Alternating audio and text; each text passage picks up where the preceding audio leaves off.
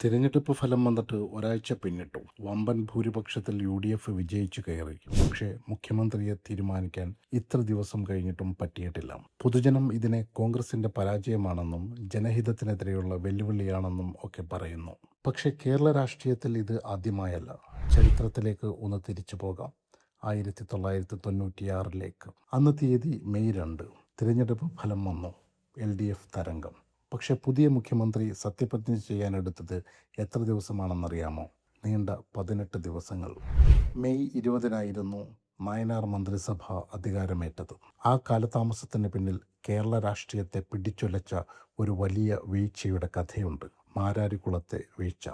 മുഖ്യമന്ത്രിയാകുമെന്ന് ഉറപ്പിച്ച് പോരാട്ടത്തിനിറങ്ങിയ CPMന്റെ ഉരുക്കു മനുഷ്യൻ VS അച്യുതാനന്ദൻ. കമ്മ്യൂണിസ്റ്റ് കോട്ടയായ മാരാരിക്കുളത്ത് VSനെതിരെ മത്സരിച്ചത് കോൺഗ്രസിന്റെ അഡ്വക്കേറ്റ് PJ ഫ്രാൻസിസ്.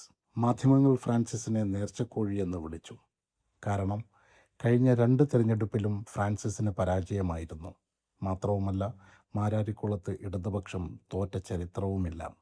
പക്ഷേ ഫലം വന്നപ്പോൾ കേരളം ഞെട്ടി. വെറും 1965 വോട്ടിന് VS വീണു. സ്വന്തം പാർട്ടിക്കുള്ളിലെ വെട്ടിനിരത്തലുകൾ ഒരു മഹാരഥന്റെ വഴി തടഞ്ഞ നിമിഷം. എന്തായിരുന്നു മാരാരിക്കുളത്ത് സംഭവിച്ചത്? CPMലെ വിഭാഗീയത അതിൻ്റെ ഉച്ചസ്ഥായിലായിരുന്നു. പാർട്ടിക്കുള്ളിലെ CITU ലോബിയും VSും തമ്മിലുള്ള പോരും. ഈ അപ്രതീക്ഷിത തോൽവിയാണ് അന്ന് സത്യപ്രതിജ്ഞ വൈകിപ്പിച്ചത്. സുശീല ഗോപാലനോ അതോ TK രാമകൃഷ്ണനോ?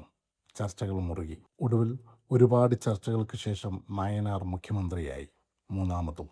പക്ഷേ മാരാരിക്കുളത്തെ ആ പരാജയം VSനെ തളർത്തിയില്ല. കടുപ്പക്കാരനായ പാർട്ടി നേതാവിൽ നിന്നും അദ്ദേഹം ജനകീയനായ VS ആയി മാറി. 10 വർഷത്തിന് ശേഷം 2006 അദ്ദേഹം ആ കസേരയിൽ ഇരുന്നു. VD സതീശനെ ഹൈക്കമാൻഡ് വെട്ടിനിരത്തുമോ? MLA അല്ലാതിരുന്ന നായനാർ മുഖ്യമന്ത്രിയായ പോലെ KC വരുമോ? ഒത്തുതീർപ്പ് മുഖ്യമന്ത്രിയായി ചെന്നിത്തലയോ? കാത്തിരുന്നു കാണാം.